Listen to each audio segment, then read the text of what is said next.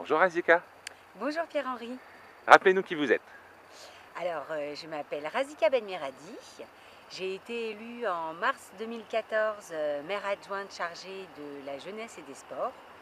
Voilà donc 5 ans que je travaille aux côtés de Laurent Vastel pour la ville de Fontenay-aux-Roses. Justement, dans ces 5 ans, quel est votre meilleur souvenir? Alors, écoutez, mon meilleur souvenir, je pense que c'est lors de notre première réunion municipale. Donc à la mairie, voilà, on était élus, la toute première réunion avec l'ensemble de la majorité et Laurent. Et là, tout de suite, je me suis aperçue de la capacité de Laurent à travailler en équipe. D'ailleurs, s'en est suivi, suite à cette réunion et tout au long de ces 5 dernières années, un gros travail de concertation.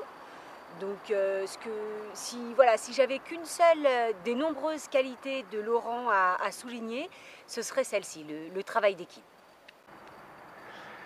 Vous ne serez pas candidate en 2020, Razika, est-ce que vous pouvez nous en donner les principales raisons? Oui, tout à fait. Je ne vais pas me représenter aux prochaines élections municipales parce que j'ai déménagé. J'ai habité à Fontenay-aux-Roses pendant 35 ans.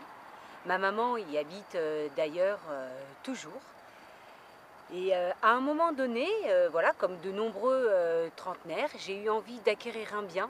J'ai eu envie de devenir propriétaire à Fontenay-aux-Roses, ville dans laquelle j'ai grandi, ville dans laquelle j'avais à cœur d'y élever mes enfants.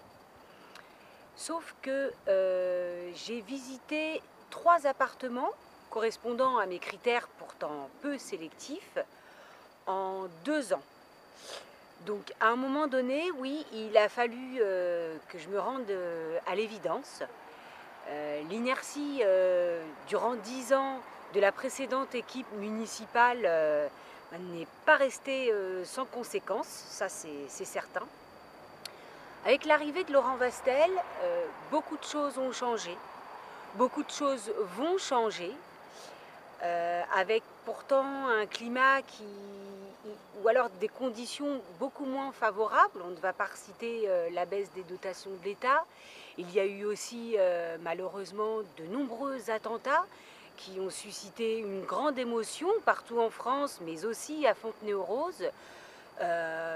Faut se l'avouer, ça a pu rendre parfois certaines choses plus difficiles. Mais voilà, aujourd'hui, avec tous les projets en cours, plus tous ceux qui sont à venir, cela me donne beaucoup d'espoir et j'ai très envie, je n'exclus pas, de revenir vivre à Fontenay-aux-Roses un jour.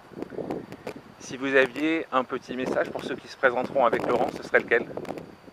Alors déjà, c'est une super aventure humaine, enrichissante. Et surtout, travailler aux côtés de Laurent Vastel permet vraiment de s'exprimer. Comme je l'ai dit au début, c'est une personne qui sait travailler en équipe et c'est vraiment une super aventure.